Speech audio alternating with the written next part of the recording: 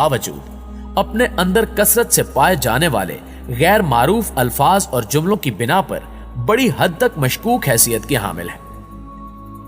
अलुंतिया के मुताबिक एक शख्स ऐसा भी है जो किसी हद तक इस किताब को पढ़ने में कामयाब हो गया था।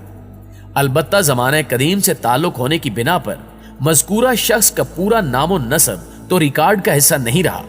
लेकिन वो अपने लक़ब अलसाई से खासा मशहूर रहा है। अलसाई का ताल्लुक यमन के कदीम इलाके अदन से था और वो यहां 10वीं सदी हिजरी के बाद वाक़ हुआ।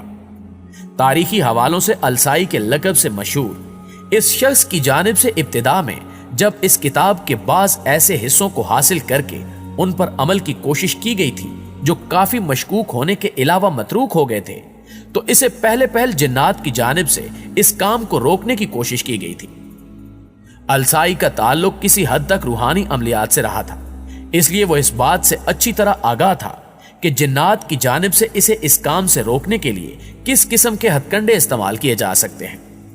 इसी बात को मद्देनजर रखते हुए इसकी जानिब से इब्तिदा में ही कुछ ऐसे आमाल कर लिए गए थे जिनकी बिना पर जिन्नात इस तक रसाई हासिल करने से कासिर थे।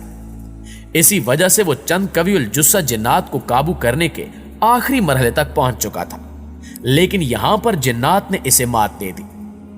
कई बरसों तक गायब दिमागी की कैफियत से गुजरने के बाद जब उसे वापस होश आया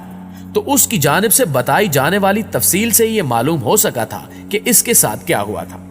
हैरत अंगेज तौर पर उसे अपने माजी की सारी जिंदगी में से सिर्फ वही अमल तमाम तर तफसीलात के साथ याद था जिसमें उसे जिन्नात ने निशाना बनाया था। बहरहाल